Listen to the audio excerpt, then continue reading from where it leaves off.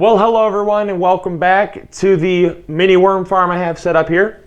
So today I'm going to be talking about a very widely talked about topic, and that is, what do I add for grit to my worms? Because if you don't know already, or maybe some of you do know, but you don't know what to feed them, worms have gizzards a lot like chickens do. And so although they're completely separate animals, they require things to flush food down their gizzard. And so because we need fiber. We need fiber to kind of, move things through, if you get what I'm saying. You get what I'm saying. But when they digest their food, they need some grit or some roughage to kind of move that food right on through. Now, worms can take that in a lot of different ways, a lot like chickens can, but it's important to have that in here, because when you have your bedding material, for me it's sphagnum, peat moss, and compost. For some people it might be newspaper. For some people it might be, cardboard shreddings. None of those have too much roughage. When they actually get soft, fruit and stuff like that, they don't typically have a whole lot of roughage.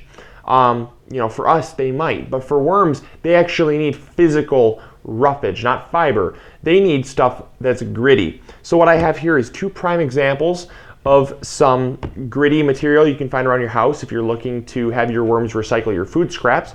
In this jar right here, I have some coffee grounds. Now, the thing about coffee grounds is you want them to be coffee ground waste, the stuff that's already had water run through it.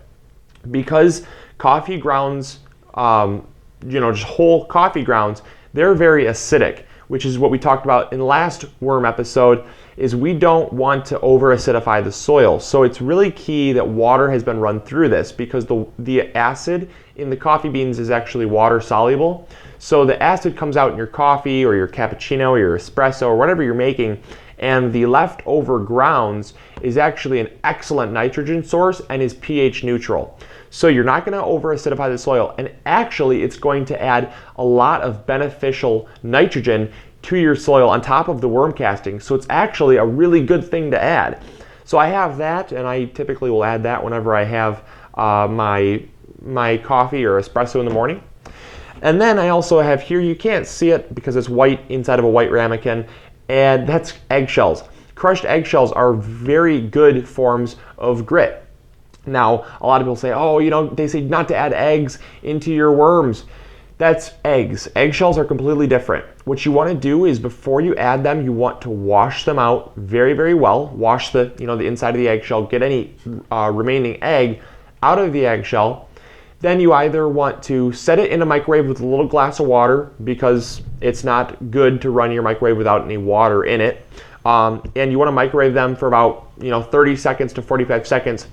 Or what you can do is set them in the oven for about 5 minutes at 300 degrees. It's going to kill off any bacteria that's on the eggshells. It's going to bake any remaining stuff that might have salmonella in it, because that's a big concern, is salmonella. So that will completely eliminate that. So I have eggshells, I have coffee grounds. Now, a lot of you are saying, well, I don't have coffee grounds, I don't drink coffee, and I'm a vegetarian or a vegan, so I don't have eggshells. Well, if you don't have those, there is a really great way to get your coffee grounds. Simply go to your local coffee shop and ask them to save their coffee grounds. Sometimes they even have some on hand. You can simply take those, add them to your worm bin, and any extras you have, you can simply add to your compost pile later on, because they are a great nitrogen source no matter where they go. As long as they end up in your garden, they're great stuff.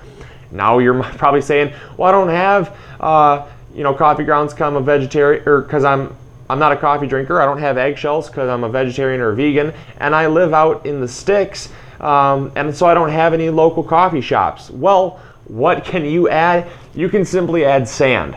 Sand is another great roughage material for the worms. I simply have these on hand, so that's what I'm going to use. But assuming you have none of this material, you can add sand, a silica sand, a playground sand, any type of small sand the worms can actually ingest and pass through their bodies. Obviously, pebbles are a no-go because they're way too big. It's overkill. Same thing goes with stones and boulders. They need something very teeny tiny. All right, so it's really key that you add them, add the roughage material where they're going to be feeding. Now, see, my problem is that I actually fed them and forgot to add the roughage material for the day.